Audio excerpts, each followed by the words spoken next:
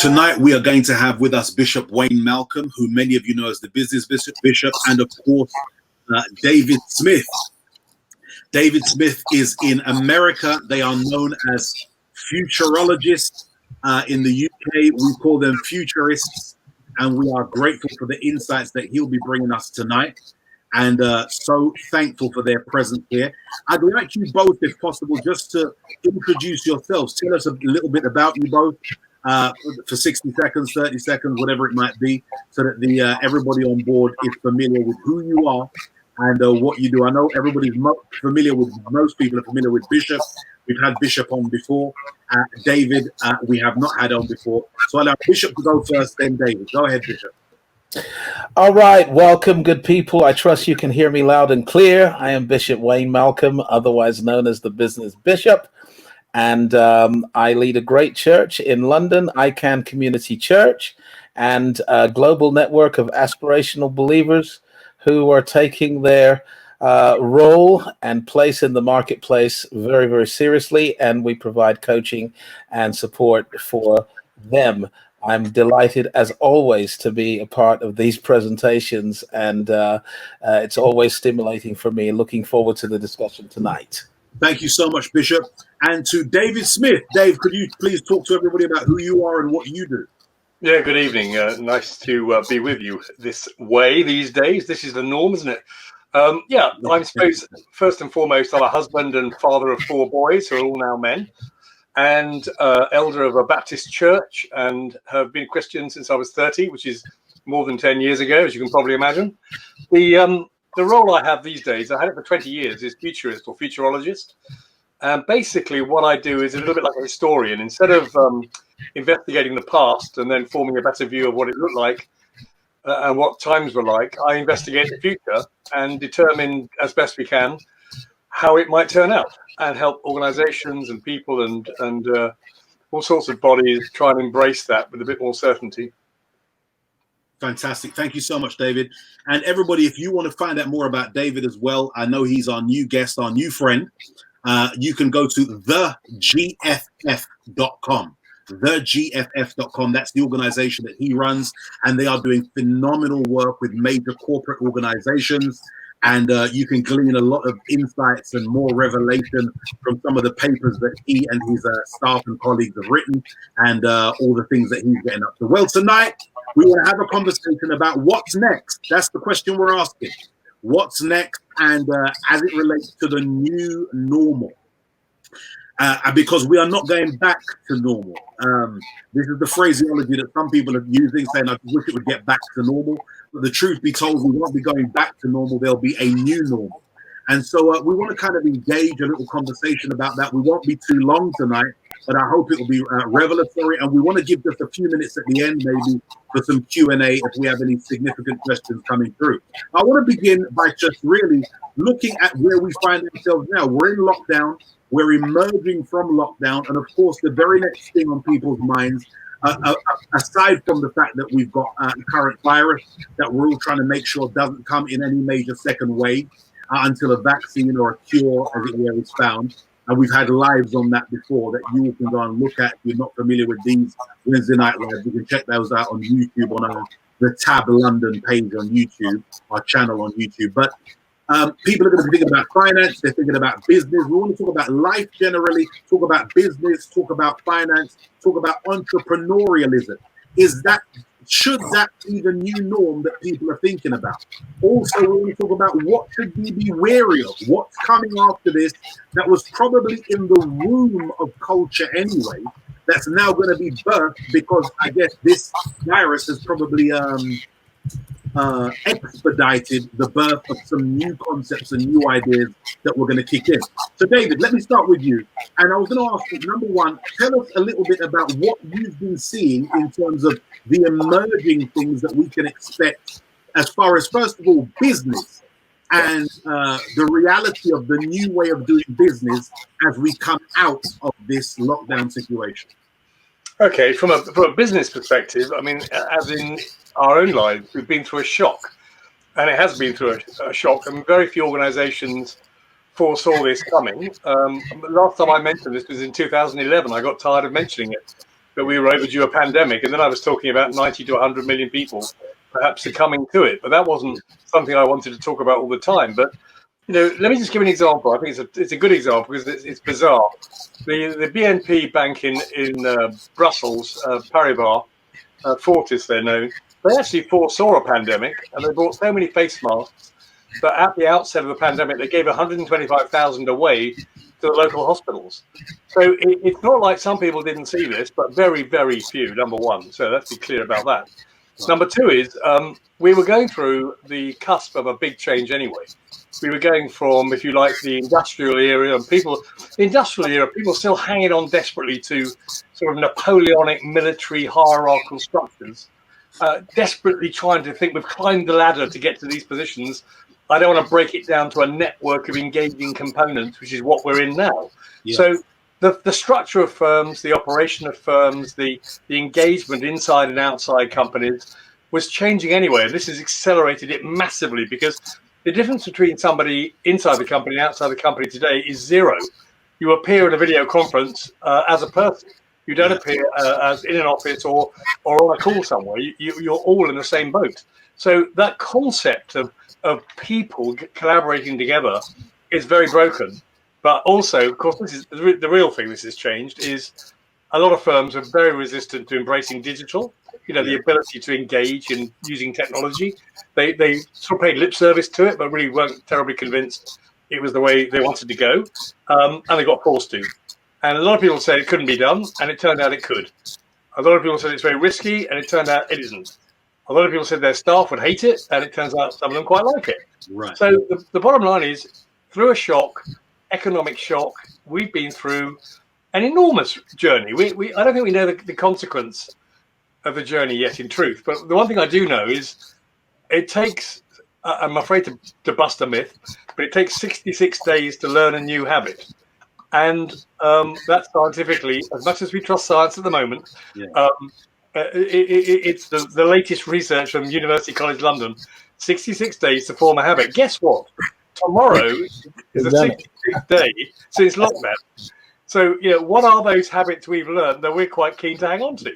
Right. And that's the really interesting thing we can go on and talk about. So tell me a little bit more about. I was talking to some people just the other day, and they were talking about the fact that one person, for instance, was thinking about opening pre-COVID. Their idea was going to be opening a restaurant. It was their dream to always have their own restaurant and a kind of cafe restaurant thing. And now I spoke to them the other day, and they were saying that they've scrapped that idea because they're feeling that those industries are going to be no good. They're never going to reemerge. Should people, for instance, even in applying for jobs, if somebody wants a new job, should they forget about an industry like the restaurant industry, like the pub industry? As a futurist, what are you seeing for those industries coming out of this? Well, I'll give you an anecdote, first of all. My son, or one of my two sons, who's taking refuge in my house, he used to be at university when there was one. Yeah. He's now here, and he's just applied and got a job at a care home. Yeah. Now you can take a view of whether that's good or bad or indifferent, but that's what he's going to do. Right now, there aren't going to be any jobs in hospitality. The number of roles in pubs and clubs and cinemas, in hotels, they're going to be rare as hen's teeth. We do not need to scale up in those areas until we have to. And the have to will be, as you said before, it'll either be a remedy of some sort, so we stop dying, or the risk of dying goes away, or it's a vaccine, in which case, and if it works, we'll be free to do all those things again. I suspect we will go back to a lot of those things again, in truth, but not for a while. There was a piece of research came out today, actually. They are the last things we will go back to. And I'm afraid in there was church as well. Yeah. Bishop, do you want to speak to that? I heard you laughing there. Yeah, absolutely fantastic. Really refreshing conversation. So, at the beginning of the year, my sense was that we were entering a decade of disruption. And my sense was coming from just the political instability generally around the world in terms of Brexit, in terms of the US elections coming up, in terms of what was happening in the Middle East and Africa and other places that I pay attention to. Yeah. My sense was that we were entering a decade of disruption. But of course, disruption in a business sense is not always a bad thing, all right? Because it typically refers to, you know, a new technology or a new business model that effectively makes the old obsolete, Yeah. right? So it's bad news for people who are intellectually, emotionally, and financially invested in the past. So if you're intellectually invested in the past to where it's all you know, it's all you've tried to learn, it's all you understand, you're emotionally, sentimentally addicted to how things used to be, and you're financially invested in how things used to be, then disruption is always bad. Now, a good example of disruption in the UK, for example, is Uber. Uber has basically wiped out the minicab office. Airbnb has basically made a lot of the estate agents' operations redundant. Amazon has wiped out the high street. Why? Because ultimately the consumer is not loyal. The consumer is into convenience, all right, and speed. And ultimately we will move very quickly to what is convenient and what, you know, and what is affordable. So I remember, I'm sure you remember, Mike, I'm sure, Dave, you remember a day when, you know, I used to sell cassette tapes of my preaching after service, man. And it was an important part of our little GDP, you know. People just bought the cassettes and so on. And then the CD came along, and then the Sony Walkman came along, and then the MP3 came along, and then streaming came along. So those technologies basically disrupted industries and forced change. And that's the issue here, is that we have been thrust into a new economic era and a new economic environment and a new business landscape. And all we can fundamentally do is either get with it or get run over by it. So my challenge to the, you know, the business leaders that I coach and mentor is, look, this is your time to reinvent yourself. It's not about saying, you know, this is over, that's gone. It's how do we adapt? How do we adapt to a new reality? Because the fundamental needs behind the products and services that we sold in the past are still there. So those gaps, those vacancies are still there. They need to be filled by innovative and creative solutions. David, as in terms of the gap still being there, your eye, again, as a futurist, as somebody who has probably, you know, much more insight than most of us regular folk, are you seeing technologies emerge? Because this is what we're feeling. We hear, you know, little flashes of information letting us know that things like AI are coming along and that jobs are going to be more scarce. So connected, I guess, to the fact that, you know, where you've just said that some of these industries are going to be the last to recover, if they recover. What should people be looking to do in terms of employment? And also, I'll marry that up with something that Bishop just said. The things that we left are still going to be needed to be staffed, as it were. People are going to need to be employed in certain industries. But is that going to happen? Is AI going to take that over? No. If you think about it, we've got diggers that replace most people who dug holes in the roads and in the farms. We've got general computing that took over when people used to sit at desks with ledger books, counting things up all day long.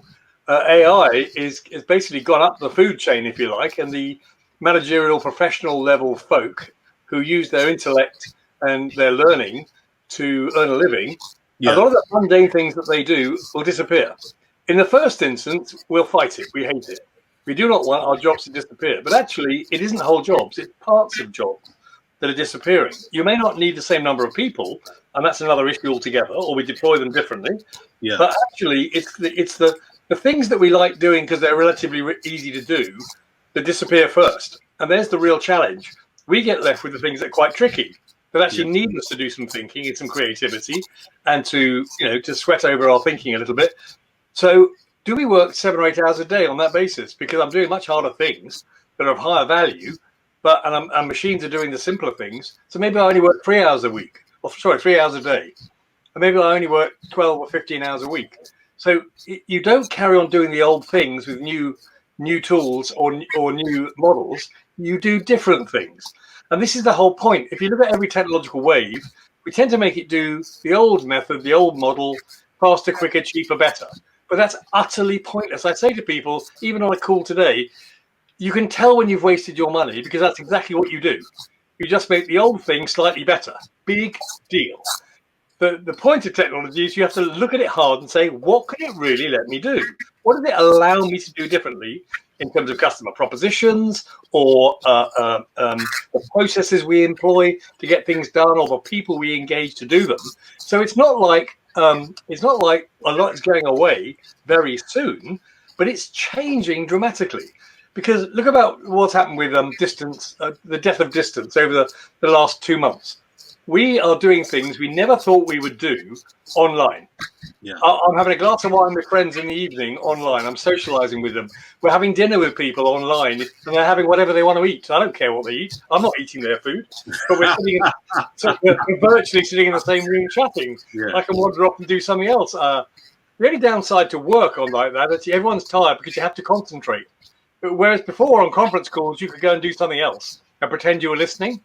With video conferencing, it's harder because they see you turn your screen off and they know you've gone away doing something. So there's new ways of behaving, new learning. But death of distance, we can get our doctor online now and get a service, loads of new services, and that sort of works. We didn't know you would. We're doing schooling online, which was pretty poor to start with. It's getting much better. And by the way, there was lots of things we could have done earlier if we'd got on with it. We're working that way, and it's not so bad. But what I love about all these things is this isn't new normal. Yeah. This is what I call lockdown normal. This is very different to the way it could be. So if people are passing judgment on this is awful for people, this doesn't work, blah, blah, blah, well, wait till we get to the new normal when we're not forced to do these things. But I choose not to go on 4 hours on the train every day. I choose not to pollute the atmosphere every day. I choose to do things differently. And when I come to the office, and I will stop talking soon, but when I come to the office, I do human things.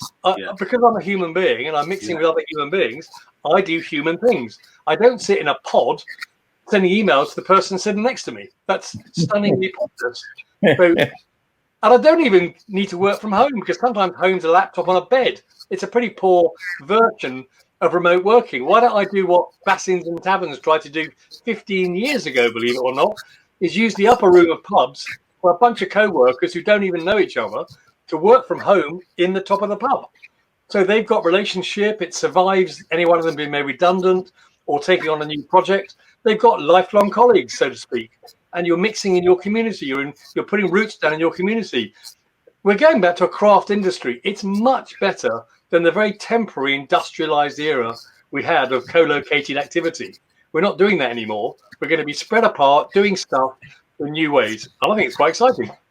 So tell me, with the insight that you have, now we've got Bishop Malcolm on, who is the business bishop. He's the guy who amalgamates our faith and our entrepreneurial desires and makes it all make sense through a theological lens. We've got you on as a futurologist who can see. Bishop, stop laughing. You know it's the truth. Come on now.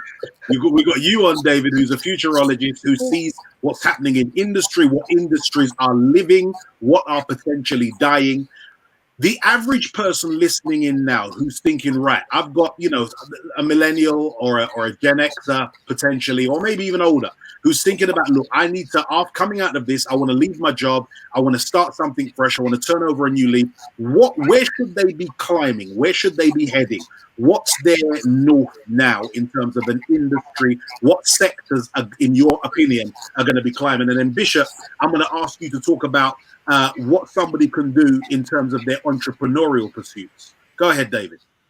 I would say, look, we need to have a new transaction. We need to have a new relationship with carers and key workers. If you think about it beforehand, people who worked in the city or the bankers or people of high skill were paid the most money by a long stretch. And we've now realized the value of key workers. Quite frankly, we didn't even know what a key worker was. A lot of people. And now we know a lot about who the key workers are, because without them, things don't work. So number one, we've got a new transaction to forward. Number two is technology is going to replace a lot of mundane things that ultimately we will say, I'm glad I don't do that anymore. But in the interim, I'm losing jobs, I'm losing income, etc. I would say number one is, look, focus on things that are experiential, not just the entertainment industry, experiential worlds that only human beings are probably, or at least they're the best at creating. Number two, I would say, anything that makes you human. Think about the human things. If I'm in care services, a machine can't do that. It can support me, but it can't deliver that. It can't, in relational services, it can't build relationship with people. Innovation and change, it can't build innovation and change because it's about people and culture and behavior. It can't do leadership. So leadership's a great place. Management, by the way, it can do. Leadership, it can't do. Leadership is inspiring others to want to follow you to a new destination. And that's got to do something to the hair on the back of your neck. It's got to do something to inspire you to want to be there. Companies have sort of ersat to try to reverse engineer purpose. And I always call it higher purpose. You know, if you've got a real purpose, people will want to come to your watering hole. They'll want to come and be with you because what you're doing is pioneering and fantastic. So, you know, changing the world in some fashion, changing people's opportunities, getting involved with others to lift people out of poverty or lift people into buildings. I'll give you one example. Again, I'll stop talking because I want to listen to Bishop Wayne more than me. I've heard him before. Let me just say one thing. In the States, they've now authorized, by way of building regs in some states, 3D fabricated houses. We are the slowest on the planet to change our building regs to adopt new technology. We were still putting copper wire in housing estates when fiber optic was 10 years old. We're still putting clay tiles on roofs when we should be putting photovoltaic. Oh, come on. We've got to have a massive revolution to say, we've got homeless people on the streets. We've got people who can't afford homes. Give up some land. And we've got plenty of land that people don't really want. You don't have to have the prime land everywhere. 3D fabricated houses, 800 square foot, not huge, concrete, fabric printed with concrete, built in one day with a crush strength twice as much as a traditional house. So you can build a home in one day, and you can build lots of them, and they cost $4,000. So we're talking about £3,000. You know, get behind some of these things. There are great opportunities. Why aren't our permanent or semi? Well, they seem to be permanent refugee homes. Why are they 3D fabricated? Why are they living in tents? You know, these things are cheap as chips. And by the way, afterwards you can crush them up and reuse the paste and build another 3D printed house. And in Dubai, they've committed to 25% of new buildings, including art exhibitions and offices and homes, to be 3D fabricated. That's a massive industry. It's $1 trillion industry waiting to happen. So get into that. You know, if you're talking about entrepreneurial spirit and new things, and there's Internet of Things, you know, if you understand anything about sensors and devices and connection and helping people understand how well they are or how well they're not, and interdicting disease and illness so they can live longer, better, that's a fantastic thing. Get involved in that. That whole health kick is a big deal. So IoT, 3D fabrication, if you're into data analysis of any sort, it's quite a good way to go because someone's got to tell the machines on what to do. But by the way, there is something called autonomous analytics coming, which it tells itself what to do. So autonomous analytics. Basically, today you can do analytics on anything. Yeah. But actually, autonomous analytics is the system is smarter than you are, so it knows what to measure and just tells you what to do. Sounds like iRobot from Will Smith. I think we arrived. Thank you, David. Bishop, before you speak, I was going to ask if my team are telling me there's a little bit of feedback coming through. So I don't know if any of you have got a tab open that you didn't realize you had open that's repeating what we're saying here, or if you've got a phone that's on loudspeaker or anything and playing anything back. It's got some feedback coming through. So if you can try and check that, that'd be great. Bishop, you were going to talk about entrepreneurial pursuits in terms of what's next. People who want to become entrepreneurs or people who already are, what are the things they should be looking out for? What should they do if they want to start? Give us your top 3 tips on that. Okay, so first of all, I'd like to say that COVID-19 has effectively accelerated the inevitable.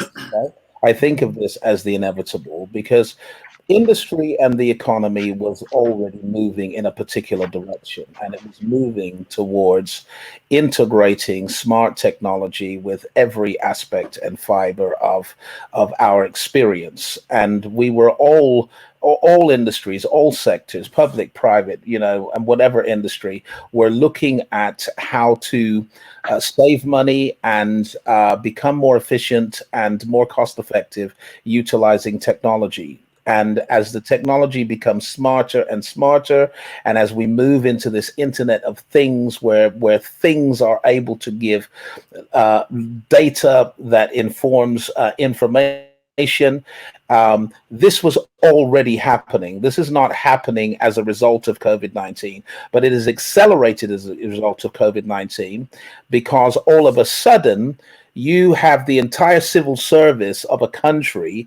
working from home.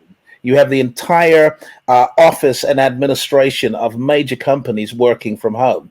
Yeah. This has been the discovery of a new possibility, and it's more cost effective for them. And in many respects, it's more rewarding to their staff. However, I agree with David that this is really a pendulum moment. All right, a pendulum. So we have been forced to swing towards relying exclusively upon a digital virtual reality, right? With the lifting of the lockdown and with the discovery of cures, so this is not a life-threatening disease for the majority of us, the pendulum is going to swing back. And what the digital consumption is going to create is more of an appetite for social engagement, right? The social distancing is going to mean we miss people, right? We want to connect with people. Now, why this is important for us, in answer to your question, is that many of our BAME businesses, right? I'm going to call them BAME businesses, so Black and minority ethnic businesses, rely heavily on social interaction. It's the hairdressers, it's the takeaways, and that's not me limiting our intelligence or creativity. I think these are all valuable businesses, but if you look at the data in terms of the kinds of businesses we're more likely to go into or that we're in, it requires, so we're a bit more confused. We're like, oh wow, how am I going to do this in this current space? Well, we're not going to stay in this current space. That's the most important thing to know. Don't abandon your idea of a restaurant, your idea of a hairdressers or a nail salon or anything that you are dreaming about, because we're not staying in this space. This is a reaction to a global threat. As the threat decreases, we're going to swing. People are going to want to connect, want to come out. They're going to want to go to church. They're going to want to go to the barbershop. I mean, I stopped going barbershop a long time ago because I didn't particularly need the shape. I just needed the shave. I got the shaver myself. Some of you know what I'm talking about. The point is, when I did used to go to the barbershop, it was not simply the consumption of a service. It was the experience that came with the service. And it's important to know that restaurants or food, and when I'm coaching my clients, I'm saying, look, most important thing in business is to know what business you're really in. And if you're in the food business, you're not really in the food business. You're in a food-based experience business. Your job is to create an experience. So what we've now got to look at in the future is how we can make those socially interacting businesses such an experience that there is no digital competition. Okay, there is no digital version of the experience you get when you come to our restaurant, to our hairdressers, to our events, to our services. And this just requires the thinking, the innovation, the creativity, which I think is innate in our spirituality. I think that we have the spirit of the Creator within us. We are made in His image and His likeness. And if we start to see the crisis as an opportunity, we may start to see different ways to re-engineer our business so that it is profitable even within whatever restrictions the future presents to us. We're going to take some questions in a minute, guys. Everybody, if you're enjoying this already, I'd like you to just light the page up with some fire symbols. Give us some indications that you are enjoying the discussion. It's a fresh discussion. It's a different discussion. I know lots of people are doing lives on all kinds of spirituality and whatnot, and that's fantastic. And everybody's conversation is valued. But tonight we wanted just to talk about what's next, what's the new normal. Now, David and Bishop, let me talk to you first, David, just before we take the questions. And questions, if you have a question, by the way, everyone, just write the word question in capital letters, like a shout, okay, online shout. Question in capital letters followed by a colon, then your question in lowercase. Question, capital letters, colon, then your question in lowercase, and I'm going to throw them out. I told you tonight's going to be a quick live. We won't be too long, so get your questions out, and I'll try and get the bishop and the futurologist to answer as many as we can. But David, you know, we're Christians, and of course we have an eschatological penchant when it comes to the last days and the end times and stuff. I've talked so far about what's next in terms of business, in terms of what kind of industries people should be going for, in terms of employment. Bishop just talked a little bit as well about the entrepreneurial thing. We're going to come back to that. What have you seen in the future? And I'm speaking to you almost like you're a prophet here, a futurist. What have you seen in the future that you don't like, that concerns you, that we should be a little wary of? And I don't want you to compromise, of course. I'm not trying to put you on the spot because I know you have some relationships with some phenomenally major corporations around the world. But if you could give us some insights as to things that have concerned you through your Christian lens and through your just regular human lens as well. Okay. Well, all right. That's look, can we just get past war for a minute? If you think about what's going on, is the world has only changed twice in terms of who runs it.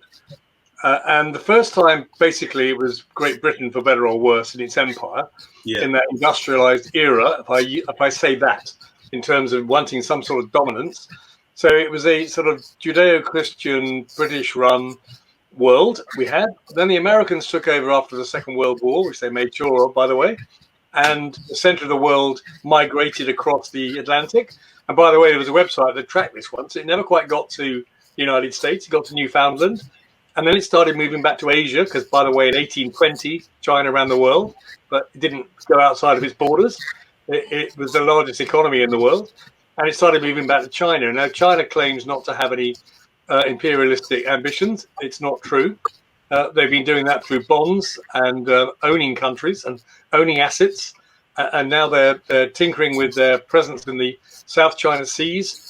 They threatened Australia only last week and cut off buying materials from Australia because they have the temerity to ask for an investigation into the Wuhan pandemic and how it started, and how they only brought up the notion of a pandemic 2 days before the World Trade Agreement was done with the United States, or the trade agreement was signed off.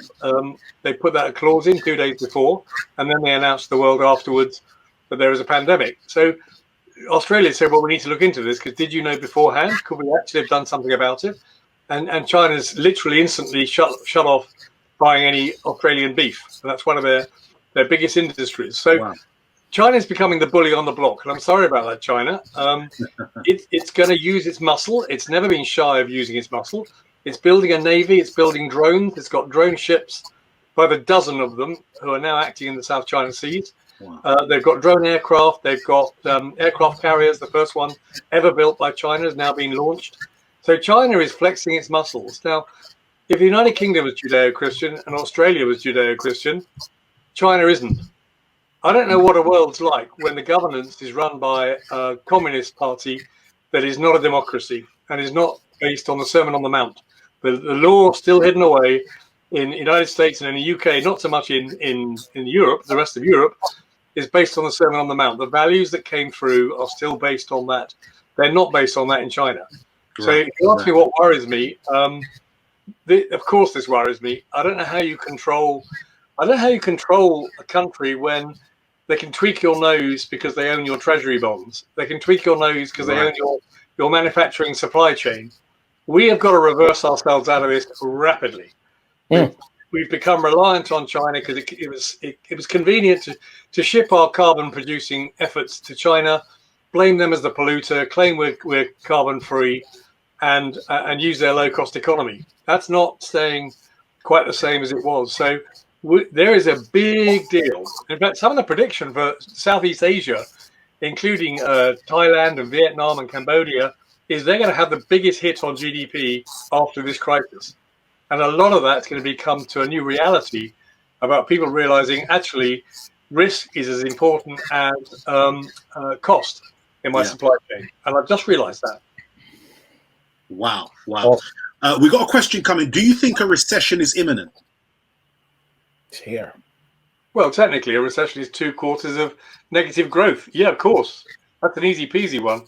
I mean, even the government are talking about the 30% negative for the second quarter.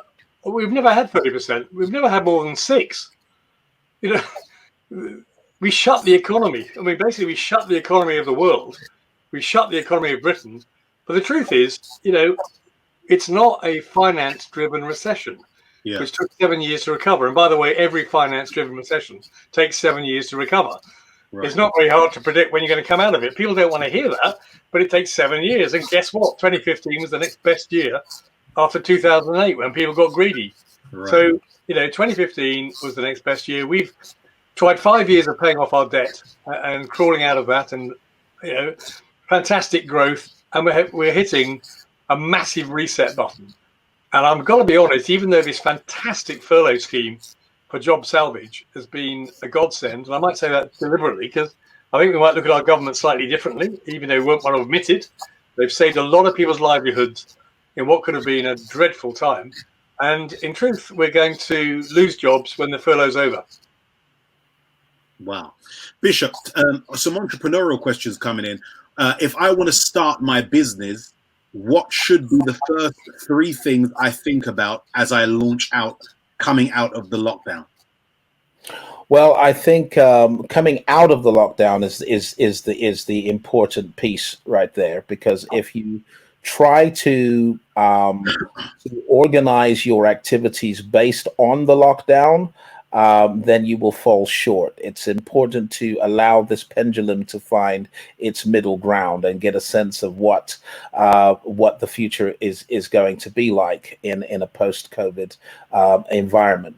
But secondly, I think it's to do, fanatic market research, fanatical market research to gauge the appetite of consumers. I don't think it's a smart thing to assume anything. I think it's smart to investigate your ideas and interrogate consumers and find out exactly where the appetite is. I think it's important. I think one of the great and most important entrepreneurial secrets that's not a secret is that you have to supply what's in demand, and no sensible entrepreneur is going to invest in a supply without absolute knowledge that there exists demand. And then I would go as far as to say is to pilot your project. Pilot your project. Don't throw everything into your project, because it may need to be tweaked. It may need to be adjusted. It may need to be reworded. You may need to upgrade some of the processes involved. You may need to make improvements to the product itself or the service itself. So pilot it, because that's going to give you enough information. And then finally, where you can use technology with your offering, do so, because what we know is that there is an appetite for the convenience of click and order, which has pretty much replaced brick and mortar. All right. So the old business schools basically taught you to build, what I call a brick and mortar business. Well, not just due to technology, but I think ultimately due to globalization, the fact that I can actually, manufacture abroad and it be cheaper for me, right? Then the whole idea of actually, investing everything into plant and machinery, etc. You have to be very careful about that. You have to consider that. You have to have some relevant information.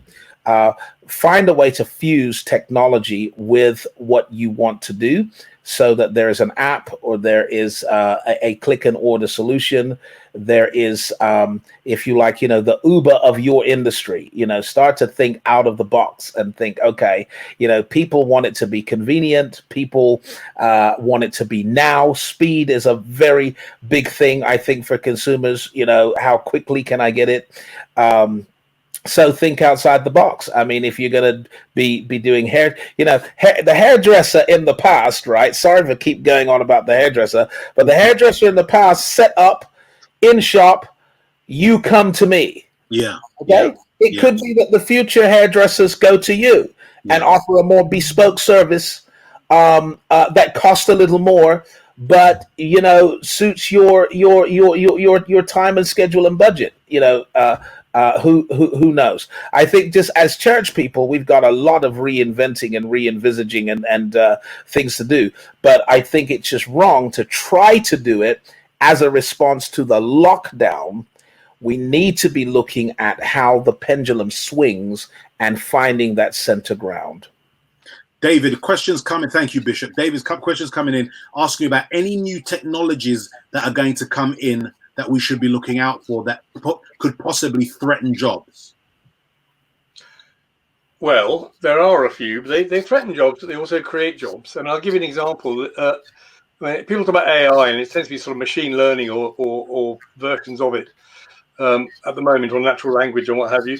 But 10% of the jobs in the City of London, which are the most expensive jobs pretty much on the planet, are only there because of a technology that was invented.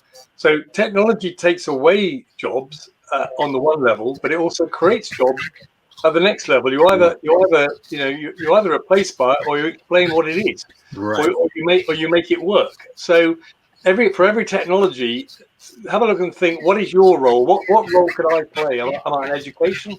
Can I educate people on what this is? Can I motivate people to embrace it? Can I use it in a new way? Because a lot of these tools are pre-packaged. You don't have to know necessarily what they are. Yeah. You just need to know how to use them. And I like the Bishop's comment about changing the process, changing the business model. Yeah. You think about the high street. The high street deserves to die. And I'm going to say that crudely because it never reacted to the online store. It had a decade to react. It never once reacted. If I drive into a town, let's say I get the bus, where do I go? What shop do I go to the things I want to buy? If I'm on the way there, what do I want? What route do I go around? Who gives me a cup of coffee? Who'll give me an offer? Who'll ask me what size I want? I mean, basically, I treat a town, a shop, a high street as an entity. If I treat it as like Amazon, I literally go onto Amazon and put in blue jumper. How can I do that in a town? I want to go blue jumper, size 38 or whatever, which I'm not, I'm bigger, but size 38. And when I buy it, do I want to carry it home? Well, maybe I do, because that's immediate. Or do you want to ship it home and it's there before I get there? I mean, think differently. Give me a car park space. I love it. That's not fair on you or fair on me, but look, I'm on the way, I'm 2 miles away. Your GPS is telling me that. Go to car park here, say 34 is reserved for you. Brilliant. No more driving around the town, polluting the place. I like David. Come on, you've got to think differently. You've got to think differently about the way the world is. And then you say, how do I make it? I mean, this is the Bishop's point completely. It's convenient. How do I make it convenient for the customer to want to be there? Not to be forced to go there. I want to be there. And that's the exciting thing. And I remember talking to the guy who ran Selfridges. He's the managing director of Selfridges. And he said to me, we're not about shopping. We're not about providing goods. I said, what industry are you in? He said, entertainment. We've always been in entertainment. You come to Selfridges, the first day it opened, Blériot's plane that had just flown across the channel was on display in the foyer. All year round, they have dancers, they have flute players, they're in the entertainment business. You don't go and buy branded goods from a shop. Why would you bother? I go buy branded goods on the internet. I don't care about. I know what they are. Tin of beans, great. Tin of beans. Size 9 Nikes, blah blah blah. I don't need to put them on. I know I'm size 9 Nikes. Whatever. What I want to do is I want to have the experience. What is the experience of going out? I shop while I'm out. I don't go out to shop. People on the way to shopping now, they're so the traffic was, and probably unfortunately will go back to being so bad, But actually, I find out why I'm going on the way. I don't produce a list before I set off. So I sort of say to my better half, what do you want? Where can I go to?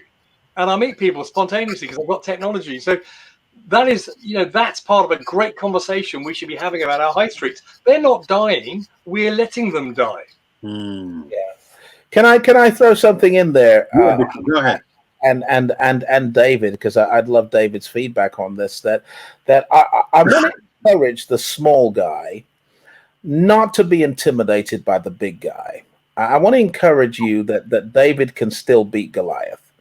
And the reason why David can still beat Goliath is that a lot of the large corporations are like elephants in the animal kingdom. They just take a while to turn and to respond often.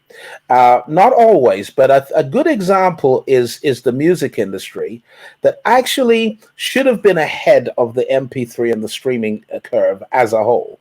But what happened was, it was so reliant on records, on CDs, on record sales. Its entire business model was based on record sales. But when the technology became available for individuals to record, to produce, and to market and distribute music from home using, in many cases, free platforms like YouTube, and then there was a couple of the others, I've forgotten them, but they were able to do it from home. We then saw individuals selling more than a company was able to actually put out with its big marketing budget. The same thing happened in the book marketing industry, where individuals literally sold more copies as self-published and self-marketing authors than did the big publishing houses, because they grabbed a hold of the technology early, whereas others have to go through board meeting after board meeting, resolution after resolution before they can actually make the turn. Now, it is true that some of the big boys are well ahead of the curve, but don't be intimidated by the big boys. There's always an opportunity for you as an individual or as a small business owner or as an independent home-based entrepreneur. I don't know what you think about that, David. I think that's absolutely spot on and brilliant. I did some research with large insurance companies earlier this year before the lockdown, and I can tell you that there is as much diversity of being prepared as you would ever imagine. There are people who got it completely and could work from home the next day. There are some that were literally working on paper and ledgers, and they were massive household name companies. So number one is, if you're thinking of setting up a business, do not assume that the big guys got it right. I can tell you, I know a company, and I'm not going to mention its name, but the name of it tells you everything's online. I went in as a consultant for them to think about the future, and I can tell you they had nothing online. The call centers, nothing online. So, do not visit characteristics on big companies that they don't deserve to have, because a few of them do, but not all of them. But on your point, your brilliant point, Bishop, is in the States 5 years ago, so I was at a study looking at large shopping malls. And it used to be the Macy's at the end of the shopping mall was the draw that the little shop lived off, the footfall going to the big store. Then they found out 4 or 5 years ago that actually the little stores, the specialist stores, the personalized stores were bringing the people in. They were the footfall, and Macy's was living off the footfall of the people coming to the small specialist stores. So it had completely turned around. That piling high branded goods is not the answer. Highly personalized service, permissively given. If you can get information that someone wants prepared to share with you about what they want, you're miles ahead of the best technology guessing what somebody wants. Ask them. Find out a way of asking what people want and see, can I deliver it? That's part of what I'm delivering. Can I deliver it? And can it be convenient? I mean, some of the things people try are just so screamingly simple, but they're convenient, often cheaper, or even there's a small margin of cost. But actually, we like personalization. And you can tell because Clifford's Cards, which sells nothing but ordinary things, if I'm putting it politely, but a pencil and the mug have got your name on it. I mean, we like personalized things. How much more if I can 3D print a shoe or 3D print anything, and it's in the corner shop, and Raymondo, the boy, brings it round to you in half an hour. You 3D fabricated something that only you have got in the world. You've got your name in your sneakers, in your trainers. You've got your name in your jumper. You know, come on, there is a massive industry on 3D fabrication. Those machines are, by the way, as cheap as chips. And if you watch them, I got bored at a conference recently, so I went for a walk to the exhibition, which, by the way, I never go to because it's stuff that's too specialist, and I don't get it. I don't care either. But I went to this one, and I stayed all afternoon. Every single person in this product innovation conference in London, as it was had a 3D fabricator, and everybody said to me, "What do you want? What would you like it to make?" And they were making the most unbelievable things, and this is going back 4 years. And it's in plastics and rubbers and cottons and metals and concrete and glass. They've all got different machines that do different things. And you watch it being built in front of you. And by the way, you can build hearts and livers and lungs as well this way. David, I was going to ask you, as we're getting ready to close up, so I'm going to ask you both for your final statements just in a little while in terms of what people should be preparing for next. But before I do the final statements, I wanted to ask you, people are afraid, people are a little bit concerned because, you know, we're in the era where it's like information is money now. And, you know, all you need to do is think, I need a new lawnmower. And all of a sudden, all over your Facebook, your Instagram, your everything, you know, lawnmowers, fly mowers, the whole 9 yards are appearing. How concerned should we be about this information age taking away our privacy? And as you look to the future, is that something we should be wary of? Is that something that concerns you? And I'm kind of giving you a lot of angles to come from here on this, from your Christian perspective as well. Eschatologically, is this indicative of a last day moment? Yes. Try it as succinctly as you can. Well, without going to eschatology and various versions of it, you know, we were told we wouldn't know when he comes back. That's why I love that song. We will see him in the air, or we will see him as it. He'll appear everywhere at the same time. Number one is we don't know. You know, the World War II would have looked pretty much like the end of the world to a lot of people, and you know, Mark of the Beast and Microsoft's crazy idea about having magnetic ink on our surfaces and trading using magnetic ink. Those are barking mad, but there could be signs of it. I don't actually. You ought to ask that question of my wife because she's far more focused on this than I am. But I'm not overly convinced necessarily. But we were told that when everybody's had a chance to hear the message, that's one of the conditions to be met for the world to come to an end. And with current communications, simultaneous translation, you know, that's got to be close to being somewhere near possible. But what I would say to you about data is the lifeblood of the future is data. People have crudely called it the oil of the new economy. Data is probably the only thing that really matters. Information about what your customer wants, information about, you know, anything. Your ability to take that information and turn it into something of value in some form is the future. That is what it's all about. And it can be larger scale or down to a very individual, small scale. I'm a passionate believer in what Drucker said, we'll get to the market of one. And he said that in 1980, by the way. It was a bit early. But, you know, we're heading that way very rapidly. And I need the data to form that market of one. I am an individual. Insurance is going towards that. It's pricing individual risk, not pooling risk. So if you think about, there are a lot of things moving in the same direction. But I want ownership of my data. Ultimately, I want permissiveness to say who can access my data. So if you're a trusted brand, and I like your values, you can have access to my data. And these things, by the way, today don't exist. So global data brokers, I did try and teach a well-known company who deals with numbers. I did try to get them to do this because they're good at numbers. But could they do this with data? Could they manage it and clean it and share it with others and then give me some value back? You know, how I make some money in the future is I'll let you use my data to form a better view of what you're trying to do. It may be anonymized completely, or I may give permission for you to propose things against my desires. I may give you permission because I like you. Another company, I might say, I never want to hear from you again. I hate your ethical stance. I hate your global impact. I never want to hear from you, your partners, your derivatives ever again. And I get control over who can put those blasted messages all over my screen. So data is unbelievably important. Right now, people say yes to every app they get. And hidden away in there is the right for those companies to give that your data away. We're living in a barking mad world to that extent. there's going to be a big fat row at some point about actually who owns that data and what permissiveness really means, and what does it mean when I say yes to the app. Of course I'm going to say yes to it, and you're not going to change the terms just for me anyway. So why don't I just say yes? So everyone knows they're lying. If anyone's downloaded an app, they're lying, because it says you agree, you've read and agree the term. Nobody's read a thing. Everybody's just hungry for the app and they just download it. Yeah, I get it. I couldn't care. It's like a Bible you have to read of the terms and conditions.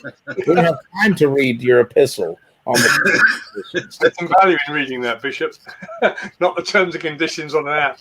But one of the things I find funny is that I try to find somebody on Facebook to say this to them. Look, when I go somewhere in the world, in the old days I used to fly around the world a lot, and I'd stay in a hotel and come home. And for about 3 or 4 weeks, I'd get hotels in that location all over my screen. I'd go, I've been there. I don't want it again. You've got to have a modicum of intelligence in this system. So number one, it's not being done well yet, and it's like the Reader's Digest. It's very crude. It's not very helpful, but it should belong to me. Great. Thank you so much, David. Well, we're going to wrap up now, guys. I told everybody we were going to have a quick one tonight in terms of our discussion and our conversation. I hope it's been insightful. I hope people have been helped and have heard things that can help them move forward. Tonight, I've heard a few things. For instance, I've written a couple of things down. Bishop, you were talking about the little man David should not be intimidated by the Goliath in terms of business, in terms of entrepreneurial desires and wants to start business and to move forward in their dreams and their goals. David, you've talked to us about the AI thing. You've talked to us about a whole load of things, actually. And it's been great. I've enjoyed having you both on. I want you to close out with your last statements, your last points in terms of what you would say to people as they get ready to prepare for coming out of lockdown, what they can expect and what they should see in their workplaces, their lives, what will change and what they should prepare for as it regards that change. Let's go first, Bishop. Well, I think that the dangers of the new world are real in terms of civil liberty, freedom of speech, and privacy. However, I say that without dismissing the opportunity that exists for us to expand and to increase and to overflow. My biblical models are people like Joseph, Esther, and Daniel, who served God effectively in the palaces of pagan kings. Please understand, nothing could be more wicked, debauched, and demon-infested than the palace of a pagan king. Yet these people served God, advanced his kingdom. So I believe in spiritual insulation, not isolation. I think whatever the world presents to us as a challenge, greater is he that is in us than he that is in the world.